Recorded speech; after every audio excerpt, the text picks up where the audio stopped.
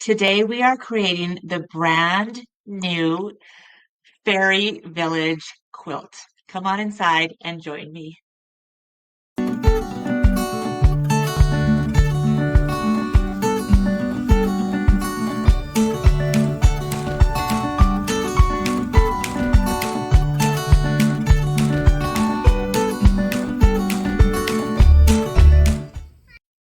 Hello, everyone, and welcome. I am so excited. It is October, and it is the release of the Thumbelina fabric collection this month. This is a collection that's near and dear to my heart.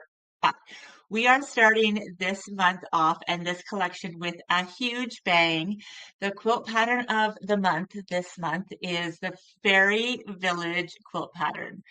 So the Fairy Village quilt pattern has three different fairy houses that are all traditionally pieced, and it only requires two.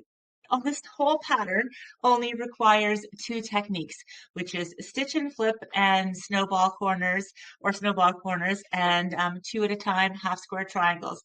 So easy.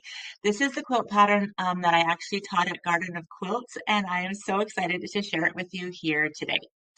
So welcome everyone. My name is Jennifer Long, early years educator turned Riley Blake Designs fabric designer. And like I said, this is the first pattern that we are sharing inside the Pattern Club at Sew a Story. So if you want an early copy, you're going to need to join us inside the Sew a Story Pattern Club. Otherwise, you can grab your paper copy or a digital copy either at the Sew a Story website or at your favorite local quilt shop or online retailer. The Thumbelina fabric collection will be out this month, October, as well, so you can get started in that. But I also have to show you something amazing. We've also put it together in a little spooky Halloween little witch fabric because, it's October, so why not?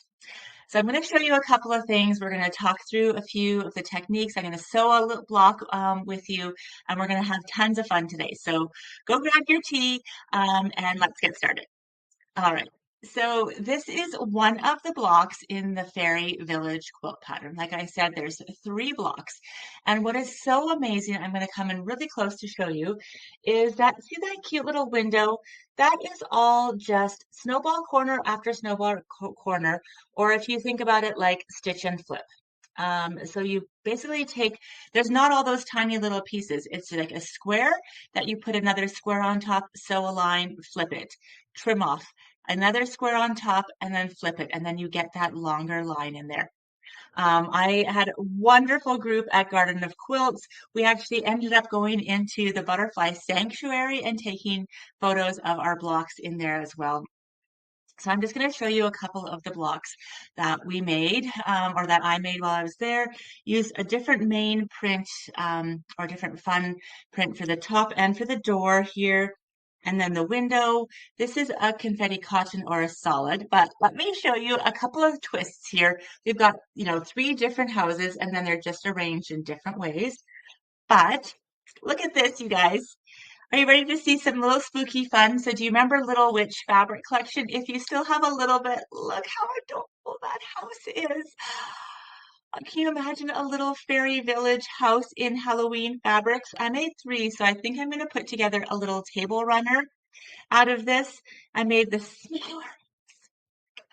Even did a little fussy cut on the door, and look at the directional on the print. The pattern isn't written for directional, but you can even see this adorable fussy cut in the window. Look how fun. Oh my goodness, you guys, so much fun. And then made the green version as well. So cute. All right, so a couple of things that you need to know about the Fairy Village quilt pattern is that it has all of the cutting up front. So I love to do all my cutting up front, but if you're switching out for maybe Halloween fabric, maybe you're using Little Witch fabric, you can do that on page 2. I always love to do that where I do fabric A, B, and then if you wanted to switch out like the pink for an orange, let's just say, or anything else, you can do that on this page. Then I like to give you, so these are the only techniques you're going to need to know right here. Then I'd like to give you all of the cutting next. So you have all of the cutting based on your fabric SKU. So you can cut it all out and then say this is house, fairy house 1, fairy house 2, fairy house 3. However, I also give you the cutting per house. So let's just say you wanted to make just 1 or 3. So you could do just the table runner. You don't have to do all of the cutting up at the front.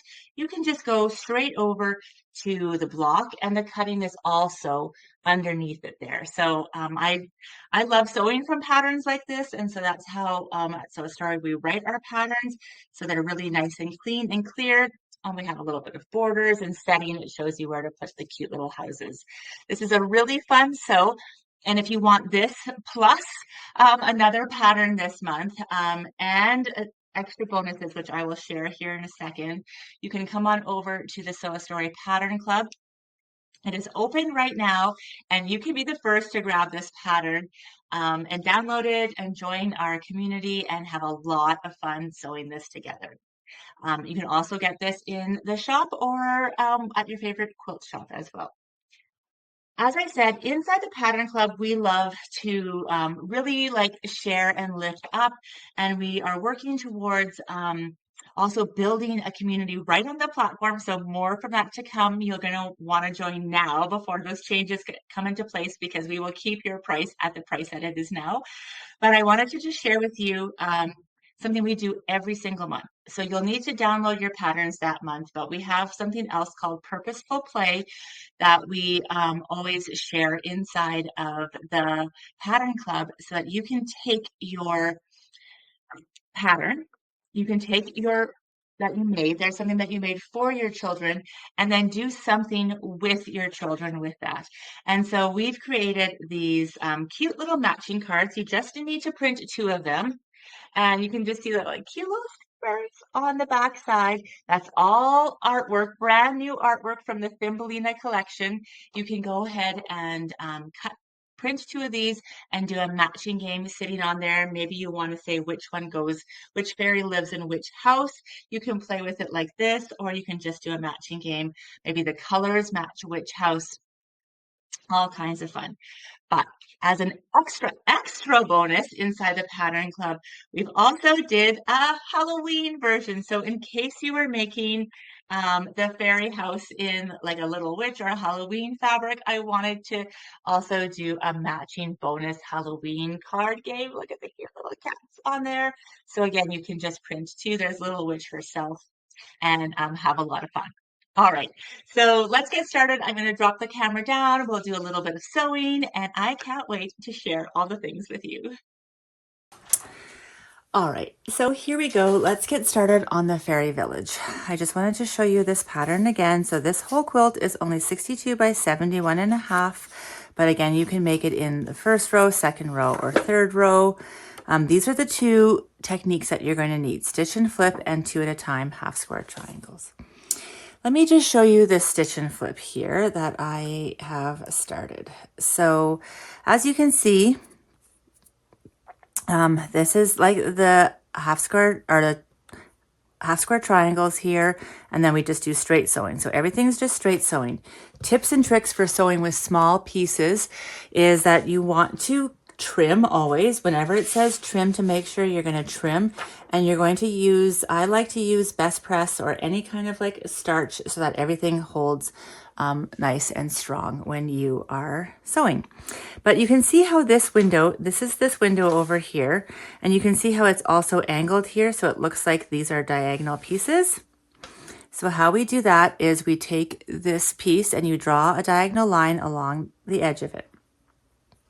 You place it on the corner, and you are going to sew right along that line. When you stitch and, you're going to sew right along that line. Then a 1/4 inch away, you trim the rest away, and I like to press my seams open, but if you do, you're going to want to make sure you have a shortened seam stitch length. That way it'll just hold a little bit better.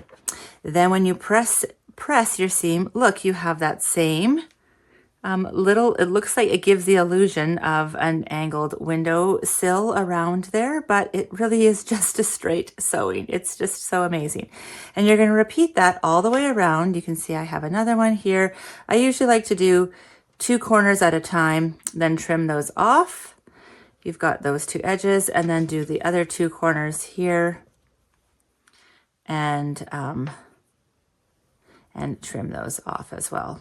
You just want to make sure that your angles are all in the same direction. You can see that it happens again over here on the door. So on the door, we have stitch and flip with those 2 corners. Some people call them snowball corners. And then again, you're doing the same thing over here, trim off and cut away. This is another example here, and a couple questions that came up in the class was, do these need to match? And no, they do not need to match. You see how like the mushroom just drops open? So that's how it is here. You just do your stitch and flip on a long rectangle to get that shape, and then 2 big stitch and flips here. This is just a straight piece right over the edge. Again, this is one of the first pieces that you do here. And this piece is like this. You have the background piece. I think it goes actually like this. You have the background piece. This is the underside of it here. This is your outside corner and then your outside corner. And so that gives you the same little piece that's right over here. So these are all just stitch and flip. You can just do one at a time and then you sew it here to this is this piece. And that is that piece over there to give that illusion. And you pull it together like that. How adorable is this? All right, so let's just take a closer look again at some of the fun. Let's move this over here and also at this pattern. So if you are cutting everything out for the entire quilt, let's say you're making that entire quilt, then you'll just follow along and it tells you exactly label as A, label as B, and it tells you where to put everything. However, if you want to make just these houses, house block 1, then it tells you exactly what you need to cut out for these. This makes 3 blocks and they're 12.5 by 15.5 unfinished. So that's really a great size. You can see there's a house block 2 and then house block 3, and everything is really illustrated and well. So you can see that this is all using the stitch and flip method, which was we just showed you at the beginning, and you just make stitch and flips all of these units. Once you have all of those units, you just put them all together to create your fairy house blocks. And then we have setting at the end as well. So let's take a closer look at some of these blocks. Here's the little steps. These are all straight sewing pieces, stitch and flip and stitch and flip, stitch and flip, straight sewing, and that is your Fairy Village house. Here's one of the Halloween ones in the same house, but in a Halloween version, so you can see how different it looks. I thought it might be adorable just to make maybe a little like ghost applique you could do on here too. That might be so fun if you do the table runner. Maybe you have a little bat applique on the top. Oh my goodness. I want to sew all of these right now. Oh, I mixed them up here, and then here's the third Halloween one. Yeah, maybe I just put like a little pumpkin in here. It'd be so much fun.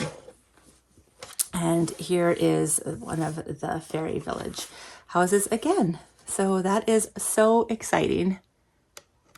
So thank you so much for being here. It has been so much fun. You can tell how excited we are at Sew a Story about Fairy Village quilt pattern. So this is our love starting this month, the month of October. You can create your own fabric Fairy Village today by grabbing this pattern either through the Pattern Club, in the shop, or at your favorite quilt shop. And you can make the Thumbelina version that you can see here, or you can make the Halloween version or anything else in between.